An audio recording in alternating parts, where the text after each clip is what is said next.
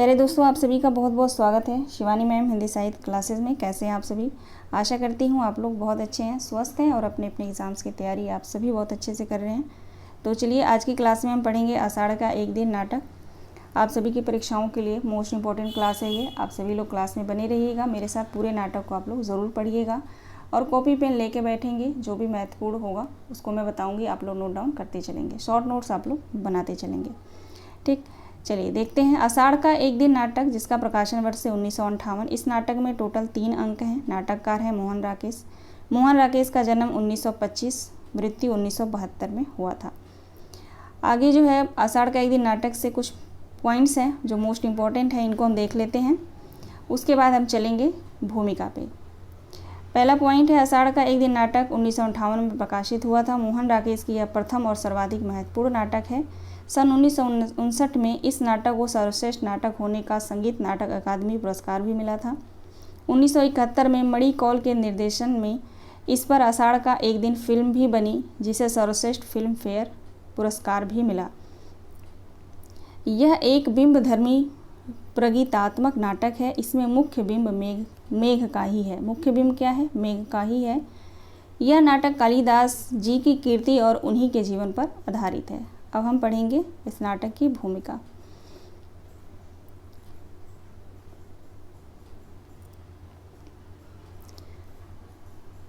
देखेंगे यहाँ से। हिंदी नाटक रंगमंच की किसी विशेष परंपरा के साथ अनुस्यूत नहीं है।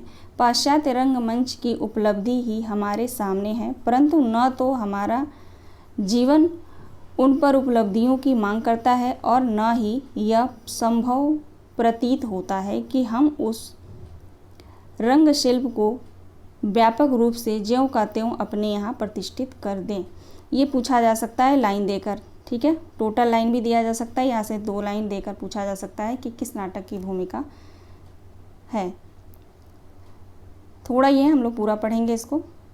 हिंदी रंगमंच के विकास में निसंदेह यह अभिप्राय नहीं है कि अत्याधुनिक सुविधाओं के संपन्न रंगशालाएं राजकीय या अर्ध राजकीय संस्थाओं द्वारा जहां तहां बनवा दी जाए, जिससे वहां हिंदी नाटकों का प्रदर्शन किया जा सके। प्रश्न केवल आर्थिक सुविधा का ही नहीं, एक सांस्कृतिक दृष्टि का भी है।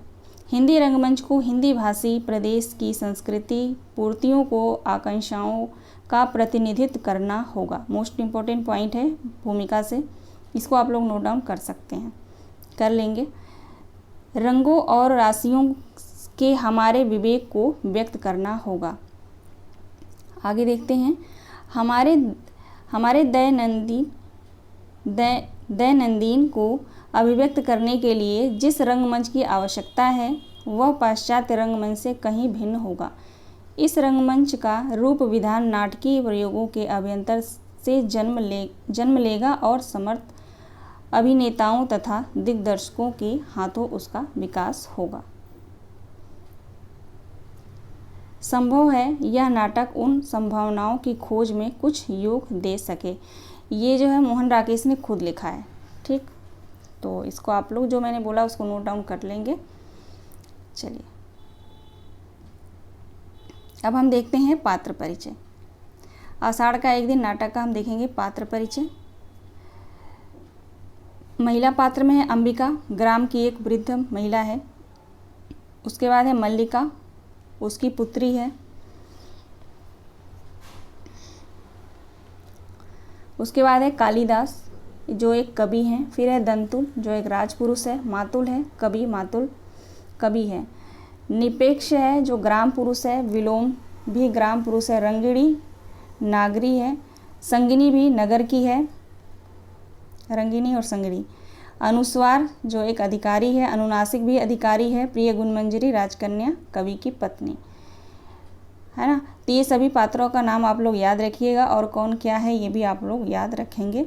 अब इन सभी पात्रों का जो है अभी महत्वपूर्ण कथन हम बुक से पढ़ेंगे तो बार बार रिपीट होगा तो याद ही हो जाएगा। अब हम आते हैं आषाढ़ का एक दिन नाटक की महत्वपूर्ण पंक्तियाँ देखेंगे बुक से। सबसे पहले यहाँ पे देखेंगे अंक 1। अंक 1 में जो है, पर्दा उठने से पूर्व हल्का हल्का मेघ गर्जन और वर्षा का शब्द जो पर्दा उठने के अनंतर भी कुछ क्षण चलता रहता है, फिर धीरे धीरे धीमा पड़कर विलीन हो जाता है।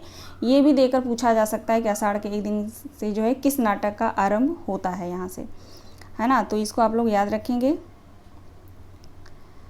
आगे देखेंगे, एक साधारण प्रकोष्ठ दीवार लकड़ी की है, परंतु निचले भाग में चिकनी मिट्टी से पोती हुई है। बीच बीच में गेरू से स्वास्तिक चिन्ह बने हैं। सामने का द्वार अंधेरी ड्योढ़ी में खुलता है।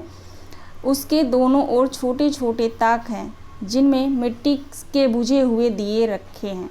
बाईं ओर का द्वार दूसरे प्रकोष्ठ में जाने के लिए है। ये पूरा पढ़ने की ज़रूरत नहीं है, जितना हाईलाइट किया इसको आप लोग पढ़िएगा और स्टार्टिंग की 2-4 लाइन आप लोग याद रखेंगे।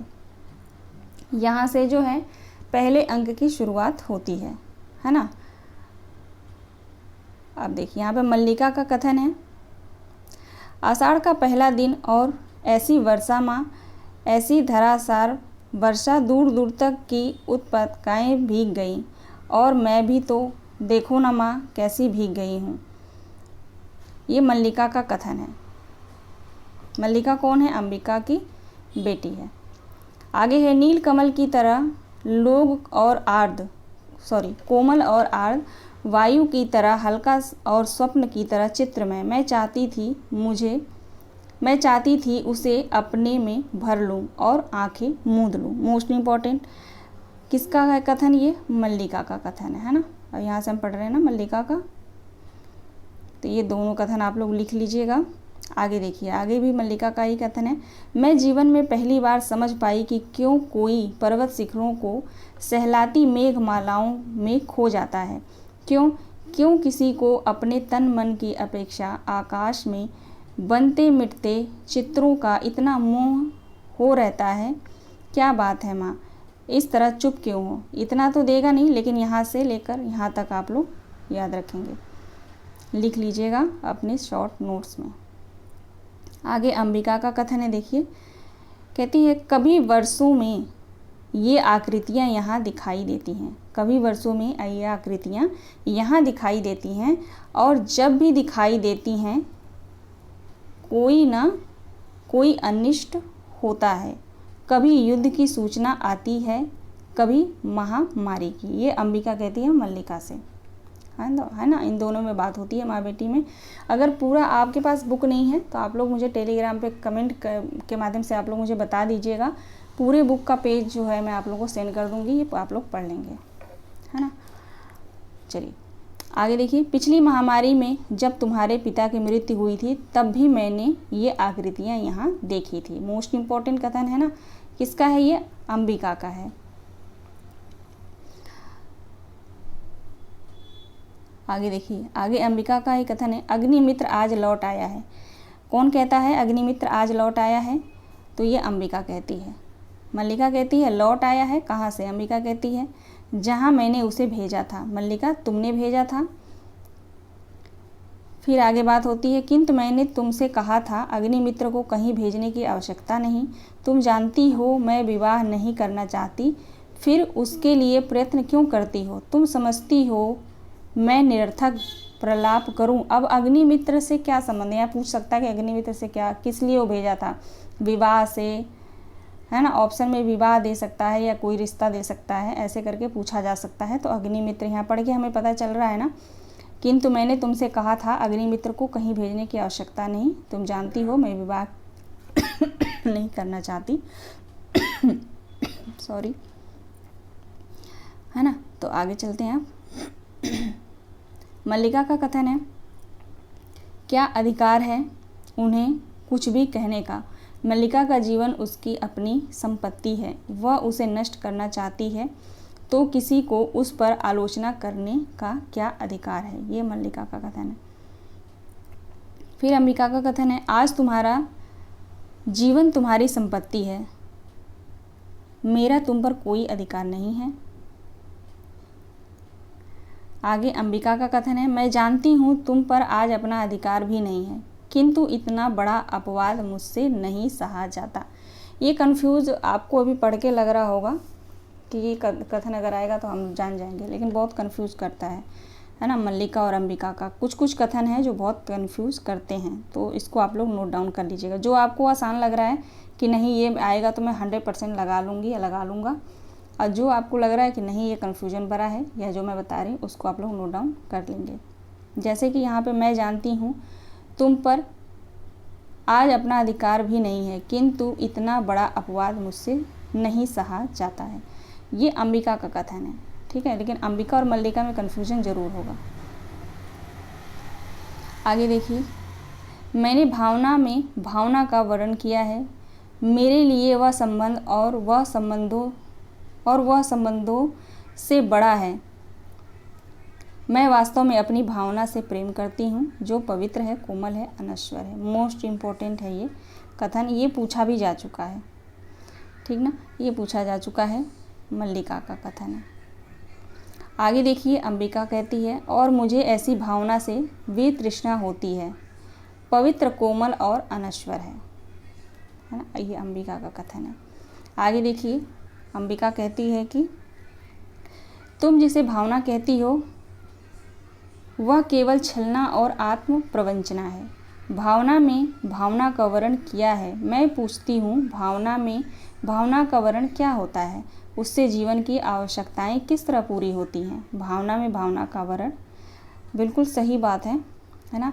तो ये अंबिका का कथन है कि कोई भावना को लेकर जो है दोनों में बातचीत हुई है, तो इसको आप लोग अच्छे से याद रखेंगे। आगे जो है मल्लिका का कथन है, माँ का जीवन भावना नहीं कर्म है, उसे घर में बहुत कुछ करना है। तो ये आप लोग जान जाएंगे, अगर ये कथन पूछा जाए तो आप आसानी से जान सकते हैं कि अंबिका का कथन है ना। लेकिन फिर भी इसको नोट डाउन कर लीजिएगा। आगे चलिए, आगे जो है दंतुल का कथन है, मैं तुम्हारी दृष्टि की प्रशंसा करता हूँ। मेरी वेशभूषा ही इस बात का परिचय देती है कि मैं यहाँ का निवासी नहीं हूँ। ये दंतुल का कथन है ना। आगे बढ़ते हैं। आगे जो है कालिदास का कथन है, शब्द और अर्थ राजपुरुषों की संपत्ति है, जानकर आश्चर्य हुआ। कौन कहता है शब्द और अर्थ राजपुरुषों की संपत्ति है, जानकर आश्चर्य हुआ? ये कालिदास कहता है। दंतुल और इसमें जो है बातचीत होती है। फिर यहाँ पे दंतुल देखिए कहता है, समझदार व्यक्ति जान पड़ते हो, फिर भी यह नहीं जानते हो कि राजपुरुषों के अधिकार बहुत दूर तक जाते हैं। मुझे देर हो रही है, यह हरिण शावक मुझे दे दो।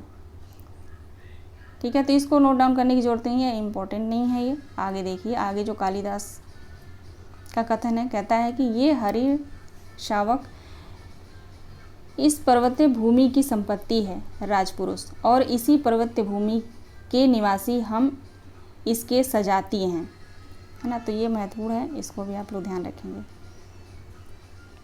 आगे चलते हैं। आगे जो है मल्लिका का कथन है, कहती है, ठहरो राजपुरुष, हरिण शावक के लिए हठ मत करो। तुम्हारे लिए प्रश्न अधिकार का है, उनके लिए संवेदना का।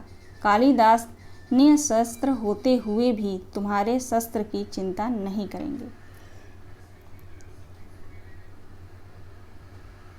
आगे कथन है दंतुल का, उज्जैनी का राज्यसभा का प्रत्येक व्यक्ति ऋतु संहार के लेखक कवि कालिदास को जानता है। क्या कहता है? उज्जैनी की राज्यसभा का प्रत्येक व्यक्ति ऋतु संहार के लेखक कौन है? कालिदास, है ना। ऋतु संहार के लेखक कवि कालिदास को जानता है। ये कथन किसका है? तो दंतुल का है। आगे मल्लिका का कथन है, उज्जैनी की राज्यसभा का प्रत्येक व्यक्ति उन्हें जानता है। ये कौन कहता है? मल्लिका। फिर दंतुल का कथन है, सम्राट ने स्वयं ऋतु संहार पढ़ा और उसकी प्रशंसा की है, इसलिए आज उज्जैनी का राज्य ऋतु संहार के लेखक का सम्मान करना और उन्हें राज कवि का आसन देना चाहता है। आचार्य वररुचि इसी उद्देश्य से उज्जैनी से यहाँ आए हैं। मोस्ट इम्पॉर्टेंट कथन है ये दंतुल का। किस उद्देश्य से जो है वररुचि आए थे उज्जैन? ये इन कवि को ले जाने के लिए, कालिदास को ले जाने के लिए, है ना। आगे चलिए, आगे देखते हैं। उस व्यक्ति को जिसे उसके निकट के लोगों ने आज तक समझने का प्रयत्न नहीं किया, जिसे घर में और घर से बाहर केवल लांछना और प्रताड़ना ही मिली है, अब तो तुम विश्वास करती हो माँ कि मेरी भावना निराधार नहीं है। ये मल्लिका का कथन है, ठीक ना, मल्लिका का ही कथन है। आगे देखिए अंबिका का कथन है, मैं कह चुकी हूँ मेरी सोचने समझने की शक्ति जड़ हो चुकी है, जड़ें समाप्त हो चुकी है ना।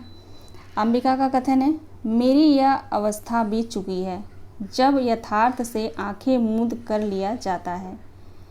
अंबिका का कथन है, ये कहती है मेरी वह अवस्था बीत चुकी है जब यथार्थ से आंखें मूंद कर जिया जाता है ना। चलिए आगे देखते हैं। अगला कथन जो है मल्लिका का है, और तुम्हारी यथार्थ दृष्टि केवल दोष ही दोष देखती है। मल्लिका क्या कहती है तब, और तुम्हारी यथार्थ दृष्टि जो है वो केवल क्या देखती है, दोष देखती है। फिर अंबिका कहती है जहाँ दोष है वहाँ अवश्य वह दोष देखती है। बिल्कुल सही। अब देखिए आगे अंबिका का ही कथन है, कहती है वह व्यक्ति आत्मसीमित है, संसार में अपने सिवा उसे और किसी का मोह नहीं। ये कालिदास के बारे में कहती है अंबिका मल्लिका से। फिर अंबिका का कथन है यहाँ पे, तुम कहती हो तुम्हारा उससे भावना का संबंध है, यह भावना क्या है। कहती है ये भावना क्या है। फिर मल्लिका कहती है कि मैं उसे कोई नाम नहीं देती। अंबिका के पैरों के पास बैठ जाती है। फिर अंबिका कहती है तुम लोग उसे नाम देते हैं, परंतु लोग उसे नाम देते हैं। यहाँ से ध्यान रखेंगे, यदि वास्तव में उसका तुमसे भावना का संबंध है तो वह क्यों तुमसे विवाह नहीं करना चाहता। इसको नोट करने की ज़रूरत नहीं है ना, ये तो आ नहीं सकता, अगर आएगा भी तो आप लोग आसानी से जान जाएंगे। यहाँ से देखिए, किसी संबंध से बचने के लिए अभाव जितना बड़ा कारण होता है, अभाव की पूर्ति उससे बड़ा कारण बन जाती है। मोस्ट इम्पॉर्टेंट है ये कथन किसका है, तो अंबिका का है, ठीक ना। किसी संबंध से बचने के लिए अभाव जितना बड़ा कारण होता है, अभाव की पूर्ति उससे बड़ा कारण बन जाती है। ये किसका कथन है, तो अंबिका का। अब देखते हैं मल्लिका का, यह तुम्हारी नहीं विलोम की भाषा है। खैर इसको जाने दीजिए। ये देखिए मातुल का कथन है यहाँ पे, मैं आज सारे ग्राम में घोषणा करने जा रहा हूँ कि मेरा इस कालिदास नामधारी जीव से कोई संबंध नहीं है, ठीक ना। मातुल का कथन है ये। मातुल का कथन आगे है, 2 रथवाह और 4 अश्वारोही उनके साथ हैं। मैं तुमसे नहीं कहता था अंबिका कि हमारे प्रति एक मिनट होल्ड करिए आप लोग।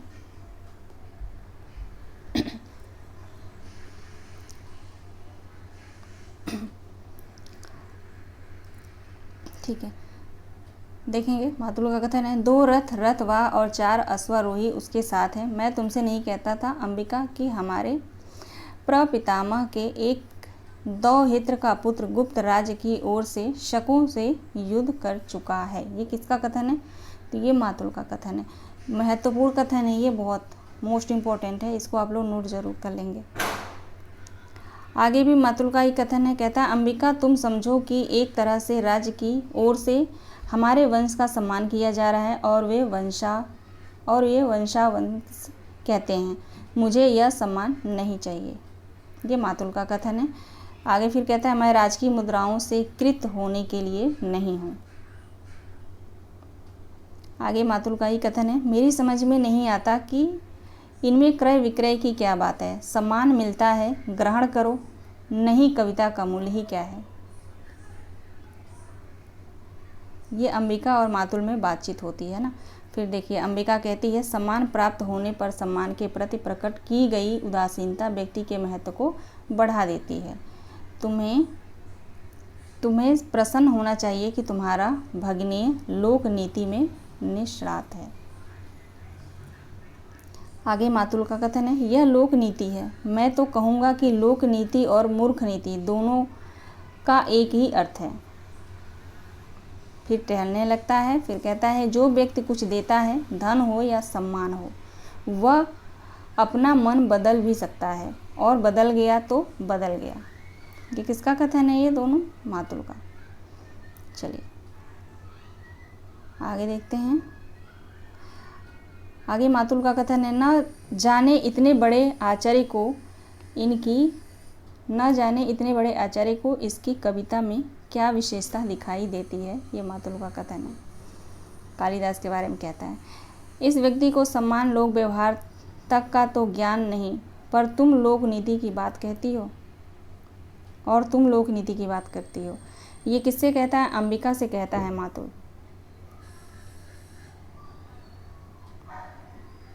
आगे देखते हैं, मातुल का ही कथन है ये। यहाँ से, मैं राजकीय मुद्राओं से कृत होने के लिए नहीं हूँ, ऐसे कहा जैसे राजकीय मुद्राएं आपके विरह में घुली जा रही हों, और चल दिए। आगे बढ़ेंगे।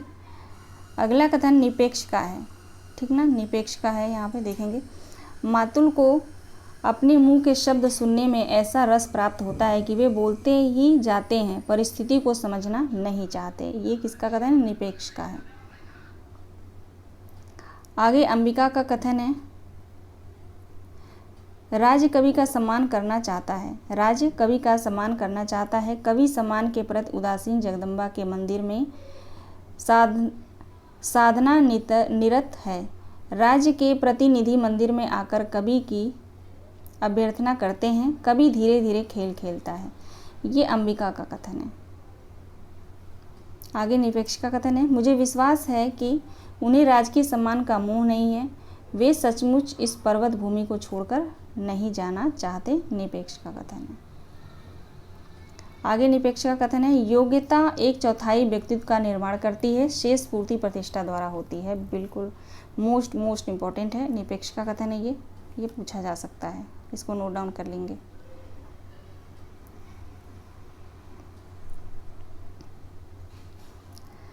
आगे देखते हैं, ये किसका कथन है? विलोम का।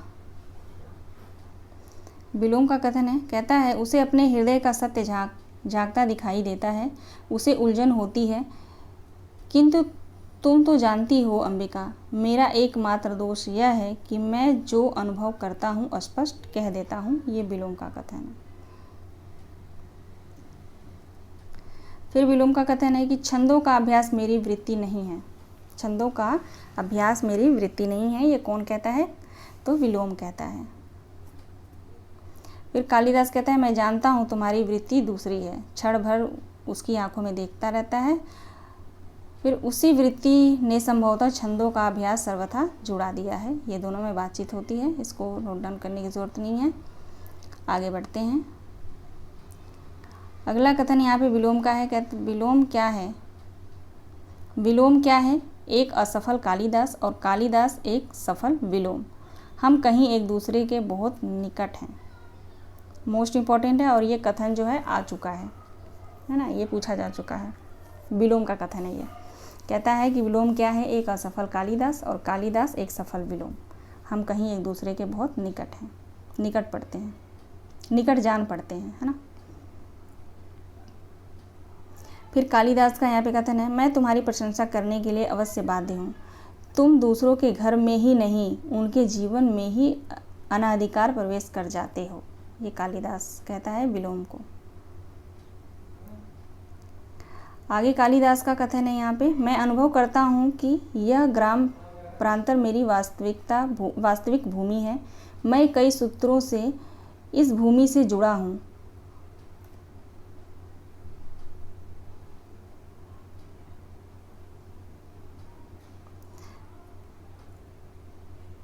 मैं कई सूत्रों से इस भूमि से जुड़ा हूँ।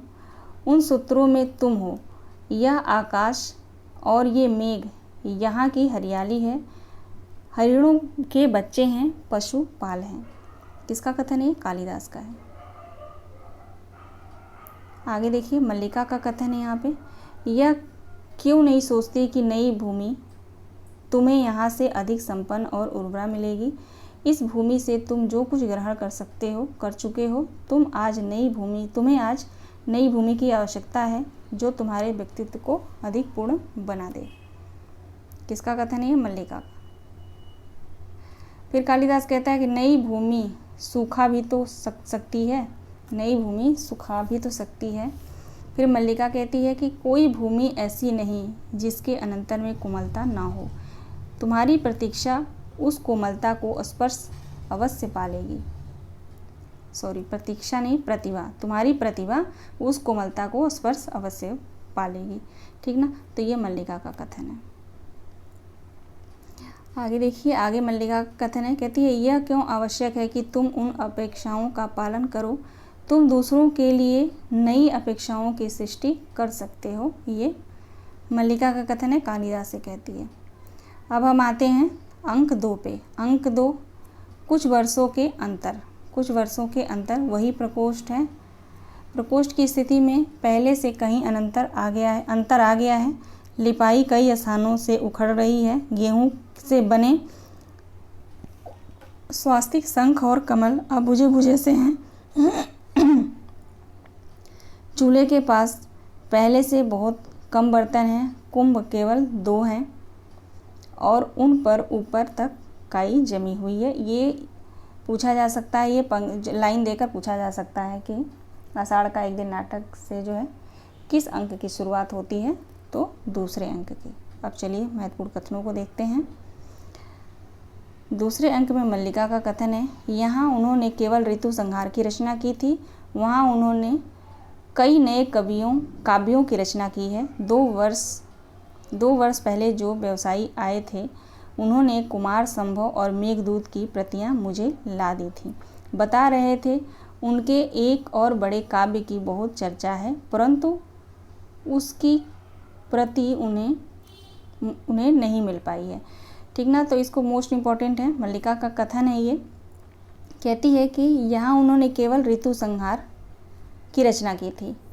ठीक, रचनाओं का नाम याद रखिएगा आप लोग। उसके बाद कहती है कि 2 वर्ष पहले जो व्यवसायी यहाँ आए थे उन्होंने कुमार संभव और मेघदूत की प्रतियाँ मुझे दी थी।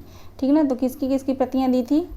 व्यवसायी जो आए थे वो कुमार संभव और मेघदूत की प्रतियाँ इन्होंने जो है मल्लिका को दिए थे, और बात कर रहे थे उनके एक और बड़े काव्य की, परंतु उसकी प्रति उन्हें नहीं मिल पाई थी। तो ये मल्लिका का कथन है, और रचनाओं का भी नाम याद रखेंगे। फिर मल्लिका कहती है, व्यक्ति उन्नति करता है तो उसके नाम के साथ कई तरह के अपवाद जुड़ने लगते हैं। ये मल्लिका का कथन है दूसरे अंक से।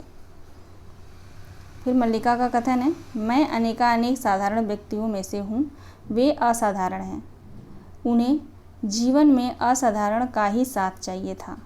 मल्लिका का कथन है ये। आगे फिर मल्लिका का ही कथन है, इसके विपरीत मुझे अपने से ग्लानि होती है कि यह ऐसी मैं उनकी प्रगति में बाधा भी बन सकती थी। क्या कहती है? इसके विपरीत मुझे अपने से ग्लानि होती है कि यह ऐसी मैं उनकी प्रगति में बाधा भी बन सकती थी। ये मल्लिका का कथन है। आगे देखिए मल्लिका का ही कथन है, मेरे जीवन में पहले से क्या अंतर आया है।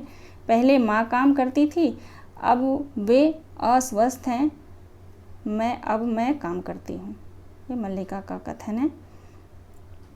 फिर निपेक्ष का कथन है यहाँ पे, संभवतः राज्य के कर्मचारी हैं। 2 वैसे ही आकृतियाँ मैंने देखी हैं, जैसी तब देखी थी जब आचार्य कालिदास को लेने आए थे। ये निपेक्ष का कथन है। फिर मल्लिका का कथन है यहाँ पे, जानते हैं माँ इस संबंध में क्या कहती है? कहती है कि जब भी ये आकृतियाँ दिखाई देती हैं कोई न कोई अनिष्ट होता है, कभी युद्ध कभी महामारी, परंतु पिछली बार तो ऐसा कुछ नहीं हुआ। ये निपेक्ष से कहती है मल्लिका।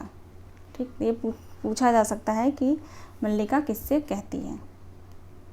फिर निपेक्ष देखिए कहता है, वह एक बहुत परिचित आकृति है मल्लिका। फिर मल्लिका कहती परिचित आकृति। निपेक्ष कहता है, मुझे विश्वास है वे स्वयं कालिदास हैं। कहता है मुझे विश्वास है वे स्वयं कालिदास हैं।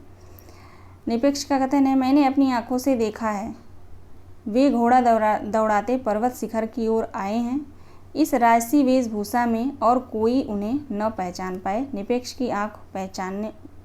की आंखें पहचानने में भूल नहीं कर सकती। ये निपेक्ष का कथन है।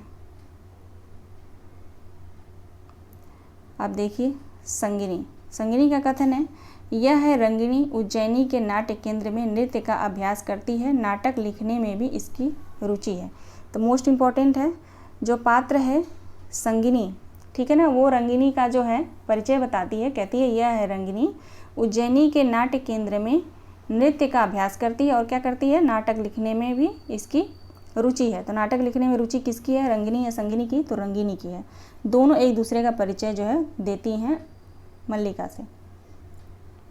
फिर रंगिनी कहती है और यह संगिनी उसी केंद्र में मृदंग और वीणा वादन सीखती है, ठीक ना। तो संगिनी क्या सीखती है, उसी नृत्य केंद्र में वो जो है मृदंग और वीणा वादन सीखती है। इसको अलग से नोट कर लीजिए आप लोग, ठीक ना। बहुत सुंदर प्रणय गीत लिखती है। क्या लिखती है, बहुत सुंदर प्रणय गीत लिखती है। अब गद्य की ओर आ रही है और तुम्हारा परिचय, अब जो है गद्य की ओर आ रही है कौन, संगिनी। यानी ये पूछा जाए ना, अपोजिट है। संगिनी जो है रंगिनी का परिचय देती है और रंगिनी जो है संगिनी का परिचय देती है। किससे, मल्लिका से। तो इन दोनों का जो है यहाँ पे याद रखिएगा कि रंगिनी जो है मृदंग और वीणा वादन सीखती है और प्रणय गीत लिखती है, ठीक ना। और गद्य की ओर अब आ रही है, किसकी ओर आ रही है, गद्य की ओर। और संगिनी जो उज्जैनी नाट्य केंद्र में नृत्य का अभ्यास करती है, नाटक लिखने में उसकी रुचि है। चलिए आगे देखते हैं।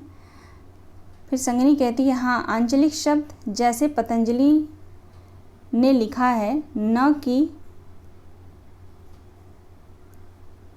कि यदा का कुछ लोग यरवा बोलते हैं और तदा को तरवा, यरवाड़ स्वराड़ ऋषियो बभू।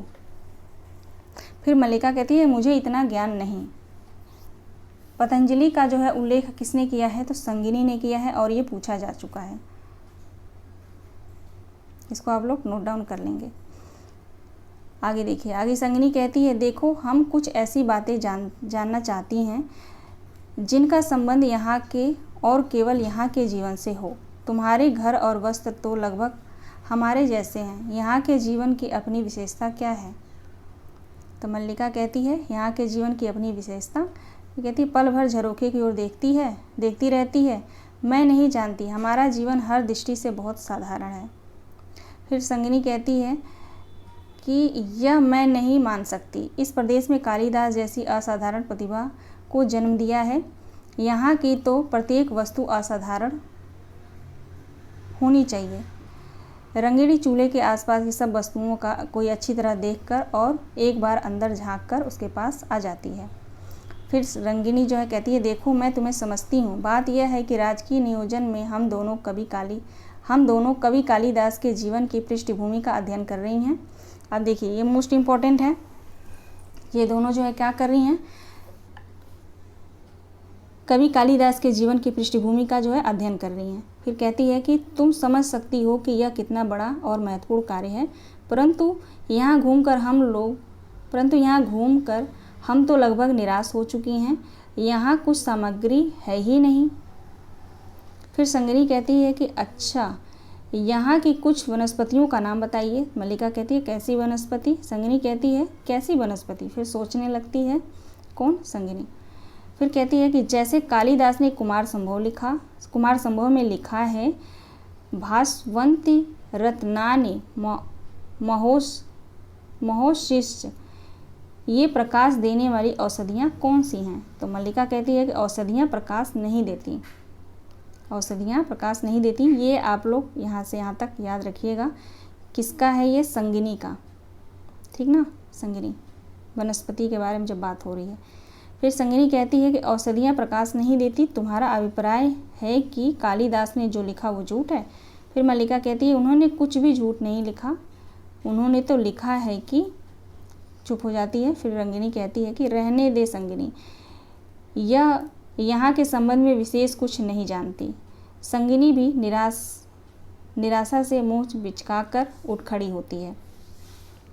फिर संगिनी कहती है अच्छा तुम्हारा बहुत समय नष्ट किया, क्षमा करना, चल रंगिनी। दोनों जो है चली जाती हैं वहाँ से। फिर मल्लिका कहती है कि आज वर्षों के बाद तुम लौटकर आए हो, सोचती थी तुम आओगे तो उसी तरह मेघ घिरे होंगे, वैसा ही अंधेरा सा दिन होगा, वैसे ही एक बार वर्षा में भीगूंगी और तुमसे कहूँगी कि देखो मैंने तुम्हारी सब रचनाएं पढ़ी हैं। ये किसका कथन है? मल्लिका का। उज्जैनी की ओर से आने वाले व्यवसायी से कितना कितना कहकर मैं तुम्हारी रचनाएं मंगवाई हूँ। सोचती थी कि तुम्हें मेघदूत की पंक्तियाँ गा कर सुनाऊंगी। शिखर पर्वत से घंटा ध्वनियाँ गूंज उठेगी और मैं अपनी यह भेंट तुम्हारे हाथों में रख दूंगी। आगे कहती है, कहूँगी कि देखो ये तुम्हारी नई रचना के लिए है। ये कोरे पृष्ठ मैंने अपने हाथों से बनाकर सिए हैं। इन पर तुम जब भी लिखोगे उसमें मुझे अनुभव होगा कि मैं भी कहीं हूँ, मेरा भी कुछ है। ये जो कथन है किसका है? मोस्ट इम्पॉर्टेंट है मल्लिका का। आगे देखिए अनुस्वार का है ये। देवमात्रगुप्त के अनुचरों का अभिवादन स्वीकार कीजिए। कौन कहता है? अनुस्वार कहता है। दोनों झुककर अभिनंदन करते हैं। मल्लिका भौचक्के सी उन्हें देखती है। यार अनुनासिक और अनुस्वार जो है आते हैं मल्लिका के पास। अब देखिए मल्लिका कहती है देवमात्रगुप्त। देवमात्रगुप्त कौन है? फिर अनुस्वार कहता है ऋतु संहार, कुमार संभव, मेघदूत और रघुवंश के प्रेरता, कविंद्र, राजनीति निष्णात, आचार्य और कश्मीर के भावी शासक देवमात्रगुप्त की राजमहिषी गुप्त, दंश दुहिता, परम विदुषी देवी प्रिय गुणमंजरी आपके साक्षात्कार के लिए उत्सुक है। ठीक ना? अनुस्वार जो है किसका यहाँ पे परिचय दे रहा है? तो प्रिय गुणमंजरी का। कहता है कि ऋतु संहार, कुमार संभव, मेघदूत एवं रघुवंश के प्रेरता, कविंद्र, राजनीति निष्णात, आचार्य तथा कश्मीर के भावी शासक। यहाँ तक तो कालिदास का परिचय ही है। ठीक है। आगे कहता है देवमात्रगुप्त की राजमहिषी यानी उनकी पत्नी, गुप्त वंश दुहिता, परम विदुषी देवी प्रिय गुणमंजरी आपके से साक्षात्कार के लिए उत्सुक हैं और शीघ्र ही यहाँ आना चाहती हैं। आया यहाँ पे गलत है, आना चाहती हैं। हम उनके अनुचर आपको इसकी पूर्व सूचना देने के लिए उपस्थित हैं। फिर मल्लिका कहती है कि ऋतु संहार और मेघदूत आदि के प्रेरता तो कालिदास हैं और आप कह रहे हैं कि फिर अनुस्वार कहता है वे गुप्त राज्य की ओर से कश्मीर का शासन संभालने जा रहे हैं। मात्रगुप्त उन्हीं का नया नाम है। किसका नया नाम है? मात्रगुप्त कालिदास का। ठीक ना? वे गुप्त राज्य की ओर से कहाँ जा रहे हैं? कश्मीर के शासन को संभालने जा रहे हैं। मात्रगुप्त उन्हीं का नया नाम है। ये कौन कहता है? तो अनुस्वार कहता है। फिर मल्लिका कहती है वे कश्मीर का शासन संभालने जा रहे हैं और उनकी राजमहिषी मुझसे मिलने के लिए आ रही हैं। अनुस्वार कहता है कि मुझे विश्वास है कि इस गौरवपूर्ण अवसर पर आप अपने उपवेश गृह के वस्तु विन्यास में कुछ परिवर्तन आवश्यक समझेंगी। इसे आपका आदेश समझते हुए हम यह कार्य अभी अपने हाथों में संपन्न किए देते हैं। आओ। अनुनासिक को बुलाता है। फिर आगे देखिए अनुनासिक आता है, कहता है देवी बाहर पहुंच गई हैं तो चलो। अनुस्वार कहता है चलो। दोनों साथ साथ बाहर चले जाते हैं। मातुल भी पीछे पीछे जाता है और कुछ क्षण बाद प्रिय गुणमंजरी को मार्ग दिखलाता वापस आता है। अब जो है मातुल का कथन है, वह इस सारे प्रदेश में सबसे सुशील, सबसे विनीत और सबसे भोली लड़की है। कौन कहता है? मातुल। फिर मातुल का कथन है, कहता है असुविधा तो होगी, आप असुविधा न माने यह दूसरी बात है और वास्तव में कुलीनता कहते इसी को हैं। बड़े कुल की विशेषता ही यह होती है कि चुप हो जाता है। यह मातुल का कथन है। आगे भी मातुल का कथन है, मातुल का शरीर लोहे का बना है, लोहे का, आत्मश्लाघा नहीं करता। इसे छोड़ दीजिए, आगे देखिए। हाँ, प्रिय गुणमंजरी का कथन है ये, सचमुच बहुत सुंदर हो, जानती हो अपरिचित होते हुए भी तुम मुझे परिचित सी लग रही हो। ये प्रिय गुणमंजरी का कथन है। प्रिय गुणमंजरी का कथन आपको नोट करने की ज़रूरत नहीं है, अगर ये आता है तो आप आसानी से पहचान लेंगे। कहती आज इस भूमि का आकर्षण ही हमें यहाँ ले आया है, अन्यथा दूसरे मार्ग से जाने से हमें अधिक सुविधा थी। ये प्रिय गुणमंजरी कहती है। फिर इसका प्रिय गुणमंजरी का कथन है, अतिथि की बात मत सोचो, मैं तुम्हारे यहाँ अतिथि के रूप में नहीं आई हूँ। ये भी प्रिय गुणमंजरी का कथन है। आगे देखिए प्रिय गुणमंजरी का ही कथन है। यहाँ से बहुत दूर तक की पर्वत श्रृंखलाएं दिखाई देती हैं, कितनी निर्व्याज सुंदरता है, मुझे यहाँ आकर तुमसे स्पर्धा हो रही है। ये प्रिय गुणमंजरी मल्लिका से कहती है। फिर मल्लिका कहती है, हमारा सौभाग्य होगा कि आप कुछ दिन इस प्रदेश में रह जाएं। यहाँ आपको असुविधा तो होगी, परंतु प्रिय गुणमंजरी फिर विदग्ध भाव से उसे देखती है। फिर प्रिय गुणमंजरी कहती है, इस सौंदर्य के सामने जीवन की सब सुविधाएं हैं, इसे आँखों में व्याप्त करने के लिए जीवन भर का समय भी पर्याप्त नहीं। आगे चलेंगे। आगे कथन भी प्रिय गुणमंजरी का ही है। कहती है, मैं समझ सकती हूँ, उनसे जान चुकी हूँ कि तुम बचपन से उनकी संगिनी रही हो, उनकी रचनाओं के प्रति तुम्हारा मोह स्वाभाविक है। आगे भी प्रिय गुणमंजरी का ही कथन यहाँ से देखेंगे। राजनीति साहित्य नहीं है, उसमें एक एक क्षण का महत्व है, कभी एक क्षण के लिए भी चूक जाए तो बहुत बड़ा अनिष्ट हो सकता है। राजनीति जीवन की धुरी में बने रहने के लिए व्यक्ति को बहुत जागरूक रहना पड़ता है। साहित्य उनके जीवन का पहला चरण था, अब वे दूसरे चरण में पहुंच चुके हैं। मेरा अधिक समय इसी आयास में बीतता है कि उनका बढ़ा हुआ चरण पीछे ना हट जाए। ये किसका कथन है? प्रिय गुणमंजरी का कथन है। आगे मल्लिका कहती है कि मैं राजनीति जीवन के संबंध में कुछ भी नहीं जानती। आगे देखिए, आगे अंबिका का कथन है, इसके मन में यह कल्पना नहीं, क्योंकि यह भावना के स्तर पर जीती। इसके लिए जीवन में, कौन कहता है इसके मन में यह कल्पना नहीं, क्योंकि यह भावना के स्तर में जीती है? ये अंबिका का कथन है, प्रिय गुणमंजरी से कहती है। आगे दोनों माँ बेटी में बात होती है। फिर लीजिए यहाँ पे जो है अंबिका का कथन है। कहती है, लो मेघदूत की पंक्तियाँ पढ़ो, इन्हीं में न कहती थी उसके अंतर की कोमलता साकार हो उठी है, आज इसी कोमलता का और भी साकार रूप देख लिया। आगे देखिए, अगला भी कथन देखेंगे। आज वह तुम्हें तुम्हारी भावना का मूल्य देना चाहता है तो क्या नहीं स्वीकार कर लेती? तो क्यों नहीं स्वीकार कर लेती? घर की भित्तियों का परिसंस्कार हो जाएगा और तुम उनके यहाँ परिचारिका बनकर रह सकोगी।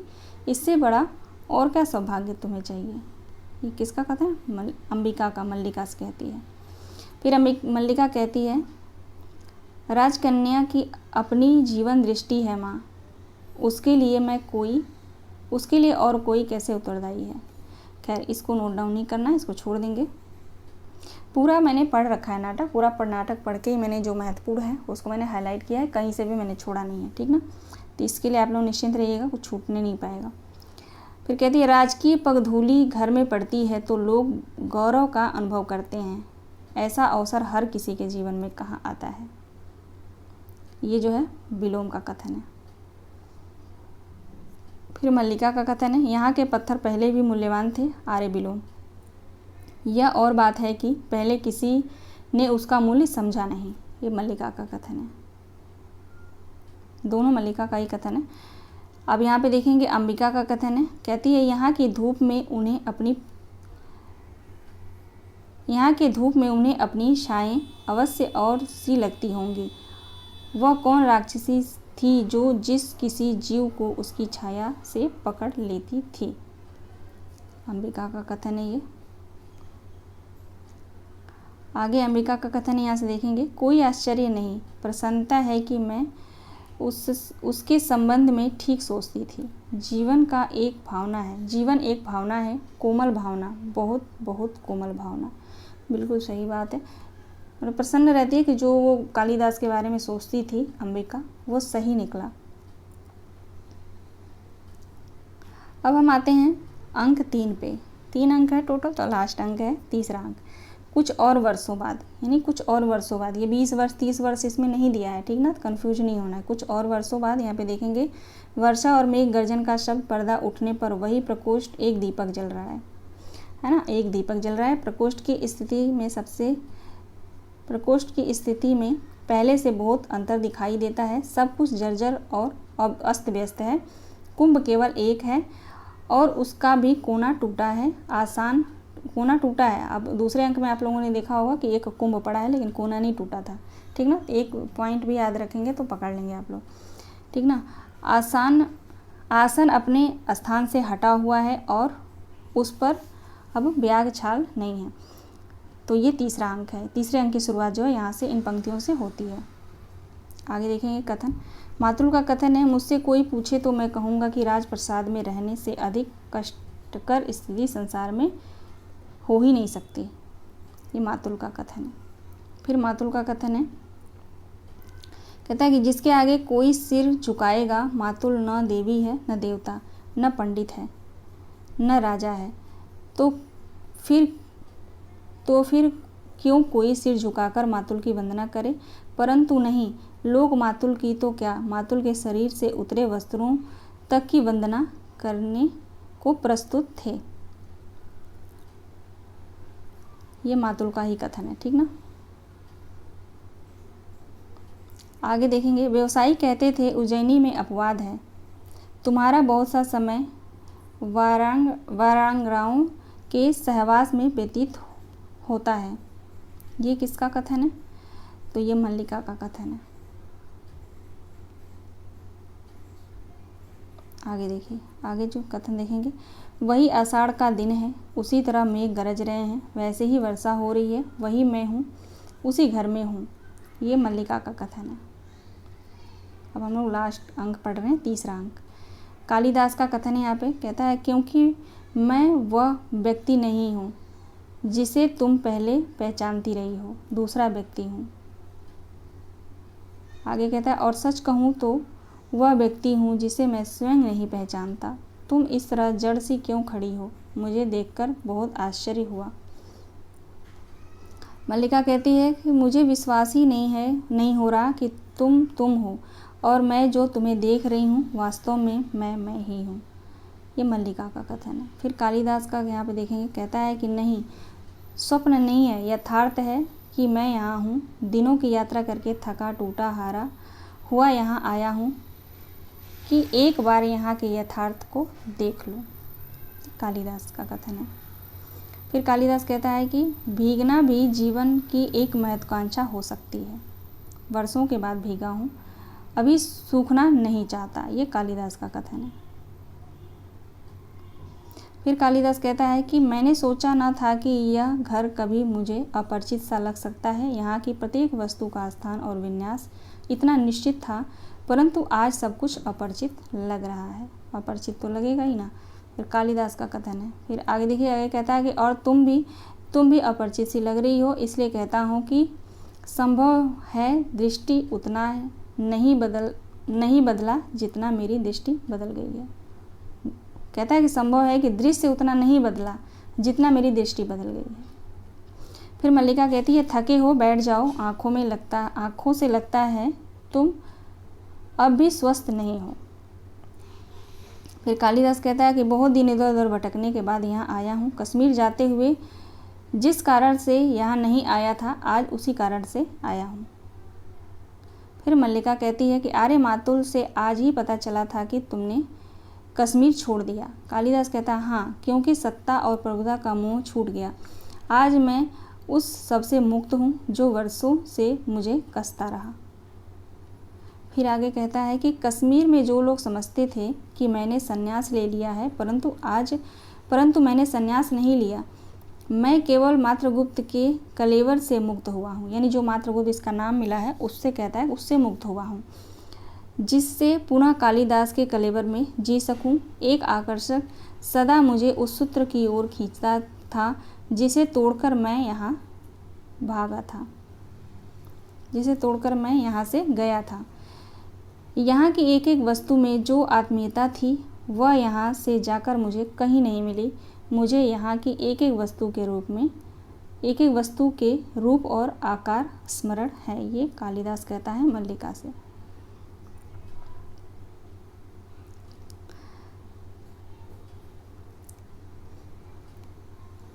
फिर देखिए, कालिदास कहता है कि मैं यहाँ से क्यों जीना चाहता था। एक कारण यह भी था कि मुझे अपने पर विश्वास नहीं था। मैं यही जानता था कि अभाव और वंचना का जीवन व्यतीत करने के बाद प्रतिष्ठा और सम्मान के वातावरण में जाकर मैं कैसा अनुभव करूँगा। तो ये इम्पोर्टेंट है, थोड़ा कठिन भी है कथन, ये कालिदास का है। आगे देखिए, आगे कथन जो है कालिदास का ही है। कहता है, अभावपूर्ण जीवन की वह एक स्वाभाविक प्रतिक्रिया थी। संभवतः उसमें कहीं उन सबसे प्रतिशोध लेने की भावना की भी थी जिन्होंने तब तक मेरी भर्त्सना की थी, मेरा उपहास उड़ाया था। आगे फिर कहता है कि परंतु मैं यह भी जानता था कि मैं सुखी नहीं हो सकता। मैंने बार बार अपने को विश्वास दिलाना चाहा कि कमी और वातावरण में नहीं, मुझ में। एक मिनट रुक जाइए। कहता है कि मैंने बार बार अपने को विश्वास दिलाना चाहा था कि कमी उस वातावरण में नहीं, मुझ में है। मैं अपने को बदल लूँ तो सुखी हो सकता हूँ, परंतु ऐसा नहीं हुआ। न तो मैं बदल सका, न सुखी हो सका। अधिकार मिला, सम्मान बहुत मिला। जो कुछ मैंने लिखा उसकी प्रतिलिपियाँ देश भर में पहुँच गई, परंतु मैं सुखी नहीं हुआ। किसी और के लिए वह वातावरण और जीवन स्वाभाविक हो सकता है, मेरे लिए नहीं। एक राज्य अधिकारी का कार्यक्षेत्र मेरे कार्यक्षेत्र से भिन्न है। मुझे बार बार अनुभव होता कि मैं प्रभुता और सुविधा के मुंह में पकड़कर उस क्षेत्र में अनधिकार प्रवेश किया है और जिस विशाल में मुझे रहना चाहिए था उससे दूर हट आया हूँ। जब भी मेरी आंखें दूर तक फैली क्षितिज रेखा पर पड़ती, तभी यह अनुभूति मुझे सालती कि मैं उस विशाल से दूर हट आया हूँ। मैं अपने को आश्वासन देता कि आज नहीं तो कल मैं परिस्थितियों पर वश पा लूँगा और समान रूप से दोनों क्षेत्रों में अपने को बांट दूंगा। परंतु मैं स्वयं ही परिस्थितियों के हाथों बनता और चालित होता रहा। जिस काल की मुझे प्रतीक्षा थी वह काल कभी नहीं आया और मैं धीरे धीरे खंडित होता गया और एक दिन, कहता है, एक दिन मैंने पाया कि मैं स्वयं सर्वथा टूट गया हूँ। मैं वह व्यक्ति नहीं जिसका उस विशाल के साथ कुछ संबंध था। ये इतना मैंने इसलिए पढ़ा कि यहाँ से कथन जो है पूछ सकता है, तो इतने आप लोग पूरा कालिदास का यहाँ पे दिया है, पूरा आप लोग पढ़ लीजिएगा। आगे चलते हैं। आगे कहता है कि कुमार समूह की पृष्ठभूमि एक हिमालय है और तपस्विनी उमा तुम हो। तो यहाँ से लेकर यहाँ तक याद रखिएगा। आगे कहता है, मेघदूत के यक्ष की पीड़ा मेरी पीड़ा है और विरह विमर्दिता यक्षिणी तुम हो। यद्यपि मैंने स्वयं यहाँ होने और तुम्हें नगर में देखने की कल्पना की, अभिज्ञान शाकुंतलम में शकुंतला के रूप में तुम ही मेरे सामने थी। आगे कहता है कि मैंने जब जब लिखने का प्रयत्न किया, तुम्हारे और अपने जीवन के इतिहास को फिर दोहराया, और जब उससे हटकर लिखना चाहा तो रचना प्राणवान नहीं हुई। रघुवंश में अज का विलाप मेरी ही वेदना की अभिव्यक्ति है। तो मोस्ट इम्पॉर्टेंट है, इस लाइन को याद रखेंगे आप सभी। आगे देखिए, आगे मल्लिका का कथन है, मेरे पास तुम्हारी सब रचनाएं हैं। रघुवंश और शकुंतलम की प्रतियां कुछ ही मास पहले मुझे मिल पाई हैं। फिर मल्लिका कहती है, मैंने कहकर मंगवाई थी, 2 वर्ष में कहीं एक प्रतिलिपि मिल पाती थी। कितने वर्षों में? तो 2 वर्षों में। आगे मल्लिका का कथन है, कहती है कि ये पन्ने अपने हाथों से बनाकर सिए हैं। सोचा था कि तुम राजधानी से लौटोगे तो मैं तुम्हें यह भेंट दूंगी, कहूँगी कि इन पृष्ठों पर अपने सबसे बड़े महाकाव्य की रचना करना, परंतु उस बार तुम आकर भी नहीं आए और यह भेंट यही पड़ी रही। अब तो ये पन्ने टूटने भी लगे हैं और मुझे कहते संकोच होता है कि ये तुम्हारी रचना के लिए है। आगे कालिदास कहता है कि स्थान स्थान पर इन पर पानी की बूंदें पड़ी हैं, जो निसंदेह वर्षा की बूंदें नहीं हैं। लगता है कि तुमने अपनी आंखों से इन कोरे पृष्ठों में बहुत कुछ लिखा है। इसको यहाँ से रहने दीजिए, यहाँ पे आगे देखेंगे। हाँ, विलोम का कथन है जो महत्वपूर्ण है, यहाँ पे देखेंगे। कहता है, न जाने आँखों का क्या हो गया है। कभी अपरिचित आकृतियाँ बहुत परिचित जान पड़ती हैं और कभी परिचित आकृतियाँ भी परिचित नहीं लगती। अब यह इतनी परिचित आकृतियाँ हैं और मैं इसे पहचान ही नहीं रहा। आकृति जानी हुई है और व्यक्ति नया सा लगता है। क्यों बंधु, तुम मुझे पहचानते हो? विलोम कहता है कालिदास से। कालिदास कहता है आकृति बहुत बदल गई है परंतु व्यक्ति आज भी वही है। कालिदास क्या कहता है? कहता है आकृति तो बदल गई है परंतु व्यक्ति आज भी वही है। तो ये दोनों मोस्ट इम्पॉर्टेंट है, ठीक ना। ये विलोम का जो यहाँ से दिया है ये विलोम का मोस्ट इम्पॉर्टेंट है, इसको आप लोग याद रखेंगे। आगे कालिदास कहता है सोच रहा हूँ कि यह आषाढ़ का ऐसा ही दिन था, ऐसे ही घाटी में मेघ भरे थे और असमय अंधेरा हो आया था। मैंने घाटी में एक आहत हरिणी शावक को देखा था और उठाकर यहाँ लाया था। तुमने उसका उपचार किया था। फिर कालिदास कहता है यहाँ पे सोच रहा हूँ कि उत्पत्तिकाओं का विस्तार वही है, पर्वत शिखर की ओर जाने वाले मार्ग भी वही है, वायु में वैसी ही नमी है, वातावरण की ध्वनियाँ भी वैसी ही हैं। ये महत्वपूर्ण नहीं है, इसको रहने दीजिएगा। आगे देखिए, आगे कालिदास कहता है कि मैंने कहा था कि मैं अथ और आरंभ करना चाहता हूँ। क्या कहता है? मैंने कहा था मैं अथ और आरंभ करना चाहता हूँ। यह संभवतः इच्छा का समय के साथ द्वंद्व था, परंतु देख रहा हूँ कि समय अधिक शक्तिशाली है। आगे चलते हैं।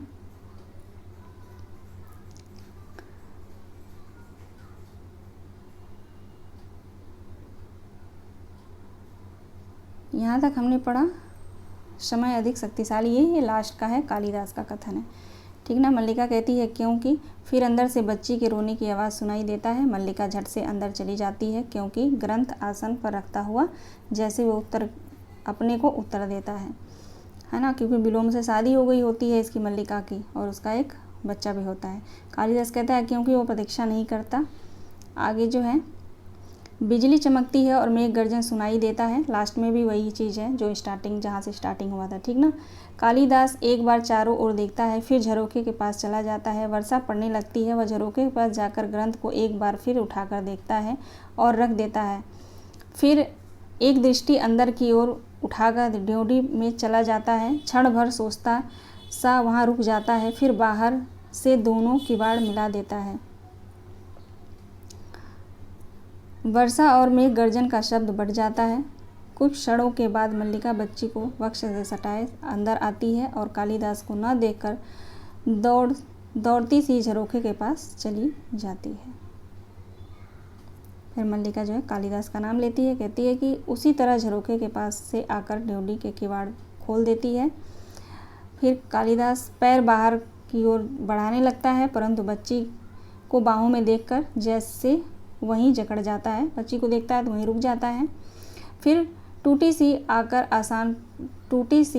आसन पर बैठ जाती है और बच्ची को और साथ सटाकर रोती हुई उसे चूमने लगती है। बिजली बार बार चमकती है और मेघ गर्जन सुनाई देता रहता है। ये हुआ नाटक हमने पूरा पढ़ लिया, यहाँ तक लास्ट का था। अब जो है बच्चन सिंह के पुस्तक में जो है इस नाटक को लेकर कुछ मुहावरा लिखा गया है, वो देख लेते हैं। कहते हैं आरंभ में प्रयोगशील कहानीकार थे। कहते हैं बच्चन सिंह कि मोहन राकेश आरंभ में प्रयोगशील कहानीकार रहे हैं। प्रयोगशीलता की यह प्रवृत्ति उनके नाटकों आषाढ़ का एक दिन, जिसका प्रकाशन वर्ष 1958, लहरों का राजहंस 1963 और आधे अधूरे 1969 में और भी सक्रिय हो उठी। प्रयोगवादी कवियों, कहानीकारों और नाटककारों का मुख्य प्रतिपाद व्यक्तित्व का विभाजन रहा है। ये कथन किसका है? बच्चन सिंह का। आगे कहते हैं कि माथुर और भारती के नाटकों का भी मुख्य संदर्भ यही है। राकेश का संदर्भ बहुत निजी है, जो उसकी कमजोरी भी है और मजबूती भी। व्यापक सामाजिक संदर्भों का कटाव कमजोरी है, जो निजीपन का सघन भावबोध मजबूती। वह अपने नाटकों में व्यक्तित्व की भावना और निजता को खोजता रहा है, जो एक रास्ता को तोड़कर प्रामाणिकता को रेखांकित कर सके। जो हाईलाइट किया उसको आप लोग ध्यान रखेंगे। फिर आगे देखेंगे, इस दिशा में आषाढ़ का एक दिन उसका पहला प्रयास है। यह नाटक कालिदास के काल्पनिक जीवन वृत्ति पर आधारित है। इसके माध्यम से राकेश ने यानी मोहन राकेश ने साहित्यकार की उन भूमियों की तलाश की है जो उसकी सर्जना की प्रेरक बिंदु है। आगे महत्वपूर्ण पंक्तियाँ देखेंगे, वस्तुतः कालिदास कलाकार के व्यक्तित्व स्वतंत्र और राष्ट्रय के बीच भटकती हुई सृजनात्मकता की तलाश और नाट्य बिंब है। यहाँ से यहाँ तक याद रखिएगा। किसका कथन है ये, किस आलोचक का? तो बच्चन सिंह का। कहते हैं, अपने आप में यह समस्या अत्यंत महत्वपूर्ण है। आज के माहौल में साहित्यकारों का दो मुहापन समस्या को और भी गंभीर बना देता है। राजाश्रय में पलने वाले रीतिकालीन कवियों में आजकल का पद नहीं था।